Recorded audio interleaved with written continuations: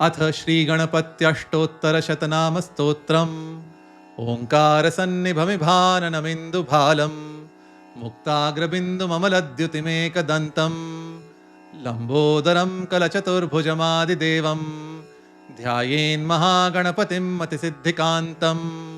गणेश्वरो गणक्रीडो महागणपतिस्तथा विश्वकर्ता विश्वमुखो दुर्जयो धूर्जयो जयः। स्वरूपः सर्वनेत्राधिवासो वीरासनाश्रयः योगाधिपस्तारकस्थः पुरुषो गजकर्णकः।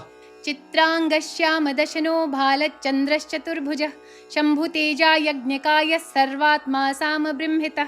कुलाचलांसो व्योमनाभिः कल्पद्रुमवनालयः निम्ननाभिः स्थूलकुक्षिः पीनवक्षा बृहद्भुजः।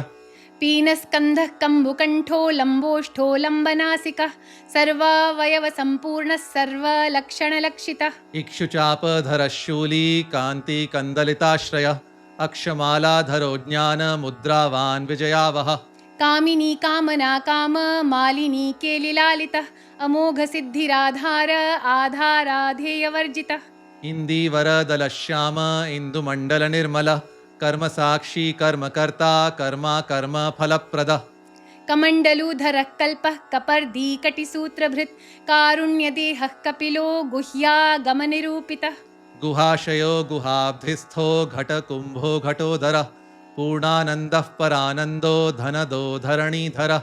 बृहत्तमो ब्रह्मपरो ब्रह्मण्यो ब्रह्मवित्प्रियः भव्यो भूतालयो भोगदाता चैव महामनाः। वरेण्यो वामदेवश्च वन्द्यो वज्रनिवारणः विश्वकर्ता विश्वचक्षुर्हवनं हव्यकव्यभुक्।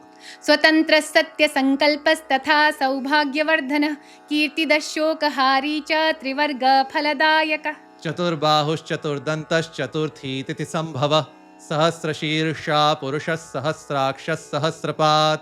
कामरूपः कामगतिर्द्विरदो द्वीपरक्षकः क्षेत्राधिपः क्षमा भर्ता लयस्थो लड्डुकप्रियः। प्रतिवादिमुखस्तम्भो दुष्टचित्तप्रसादनः भगवान् भक्तिसुलभो याज्ञिको याजकप्रियः।